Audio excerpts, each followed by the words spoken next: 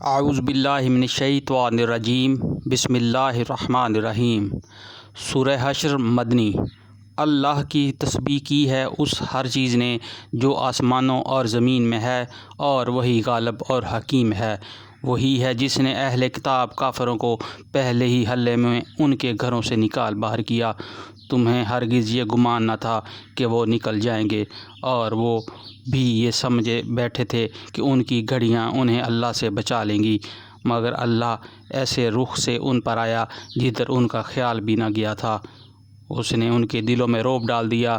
نتیجہ یہ ہوا کہ وہ خود اپنے ہاتھوں سے بھی اپنے گھروں کو برباد کر رہے تھے، اور مومنوں کے ہاتھوں پر بھی برباد کروا رہے تھے۔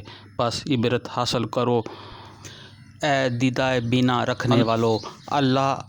اگر اللہ نے ان کے حق میں جلا وطنی نہ لکھ دی ہوتی تو دنیا میں ہی وہ انہیں عذاب دے ڈالتا، اور آخرت میں تو ان کے لیے دوزخ کا عذاب ہے ہی۔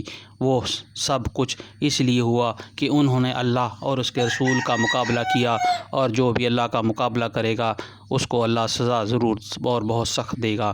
تم لوگوں نے کھجوروں کے جو درخت کاٹے یا جن کو اپنی جڑوں پر کھڑا رہنے دیا، یہ سب اللہ ہی کے اذن سے تھا، اور اللہ نے یہ اذن اس لیے دیا تاکہ فاسقوں کو ذلیل و خوار کرے۔ اور جو مال اللہ نے ان کے قبضے سے نکال کر اپنے رسول کی طرف پلٹا دیے، وہ ایسے مال نہیں ہیں جن پر تم نے اپنے گھوڑے اور اونٹ دوڑائے ہوں، بلکہ اللہ نے اپنے رسولوں کو جس پر مقام پر چاہتا ہے تسلط عطا فرما دیتا ہے، اور اللہ ہر چیز پر قادر ہے۔ جو کچھ بھی اللہ بستیوں کے لوگوں سے اپنے رسول کی طرف پلٹا دے، وہ اللہ اور رسول اور رشتہ داروں اور یتامہ اور مساکین اور مسافروں کے لیے ہے، تاکہ وہ تمہارے مالداروں ہی کے درمیان گردش نہ کرتا رہے۔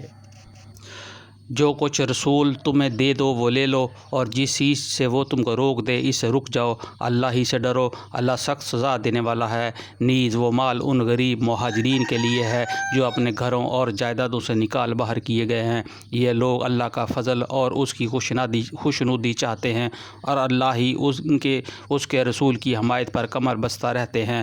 یہی راست باز لوگ ہیں، اور وہ ان لوگوں کے لیے بھی ہے جو ان مہاجرین کی آمد سے پہلے ہی ایمان لا کر دارالہجرت میں مقیم تھے۔ یہ ان لوگوں سے محبت کرتے ہیں جو ہجرت کر کے ان کے پاس آئے ہیں، اور جو کچھ بھی ان کو دے دیا جائے اس کی کوئی حاجت تک یہ اپنے دلوں میں محسوس نہیں کرتے، اور اپنی ذات پر دوسروں کو ترجیح دیتے ہیں، خواہ اپنی جگہ خود محتاج ہوں۔ حقیقت یہ ہے کہ جو لوگ اپنے دل کی تنگی سے بچا لیے گئے وہی فلاح پانے والے ہیں، اور وہ ان لوگوں کے لیے بھی ہے جو ان اگلوں کے بعد آئے ہیں، جو کہتے ہیں کہ اے ہمارے رب، ہمیں اور ہمارے ان سب بھائیوں کو بخش دے جو ہم سے پہلے ایمان لائے ہیں، اور ہمارے دلوں میں اہل ایمان کے لیے کوئی بغض نہ رکھ۔ اے ہمارے رب، تو بڑا مہربان اور رحیم ہے۔ تم نے دیکھا نہیں ان لوگوں کو جنہوں نے منافقت کی روش اختیار کی؟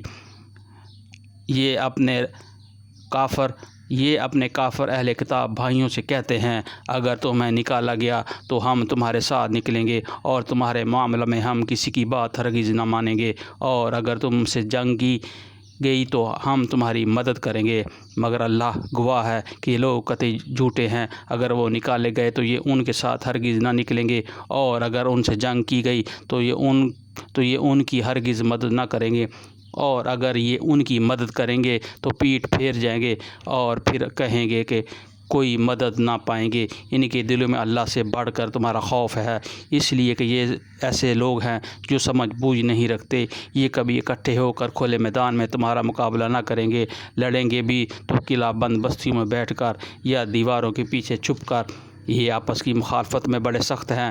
تم انہیں اکٹھا سمجھتے ہو، مگر ان کے دل ایک دوسرے سے پھٹے ہوئے ہیں۔ ان کا حال یہ ہے اس لیے کہ یہ بے عقل لوگ ہیں۔ یہ انہی لوگوں کی مانند ہے جو ان سے تھوڑی ہی مدت پہلے اپنے کیے کے مزہ چکھ چکے ہیں، اور ان کے لیے دردناک عذاب ہے۔ ان کی مثال شیطان کی سی ہے کہ پہلے وہ انسان سے کہتا کہ کفر کر، اور جب انسان کفر کر بیٹھتا ہے تو وہ کہتا ہے کہ میں تجھ سے بری الزماں ہوں، مجھے تو اللہ رب العالمین سے ڈر لگتا ہے۔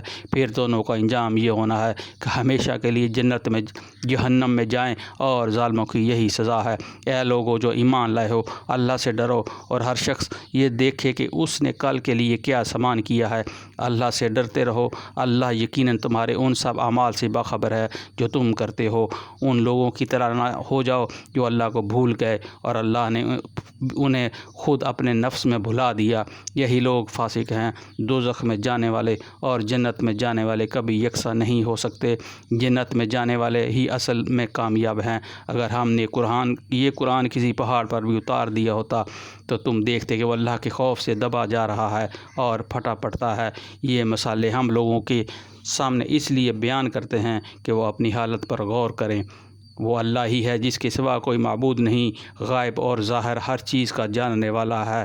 وہی رحمان اور رحیم ہے۔ وہ اللہ ہی ہے جس کے سوا کوئی معبود نہیں۔ وہ بادشاہ ہے نہایت مقدس، سراسر سلامتی، امن دینے والا، نگہبان، سب پر غالب اور حکم بزور نافذ کرنے والا، اور بڑا ہی ہو کر رہنے والا۔ پاک ہے اللہ اس شرک سے جو لوگ کر رہے ہیں۔ وہ اللہ ہی ہے جو تخلیق کا منصوبہ بنانے والا اور اس کو نافذ کرنے والا اور اس کے مطابق صورت گری کرنے والا ہے۔ اس کے لیے بہترین نام ہے۔ ہر چیز جو آسمان اور زمین میں ہے اس کی تسبیح کر رہی ہے اور وہ زبردست اور حکیم ہے۔ صدق اللہ العظیم۔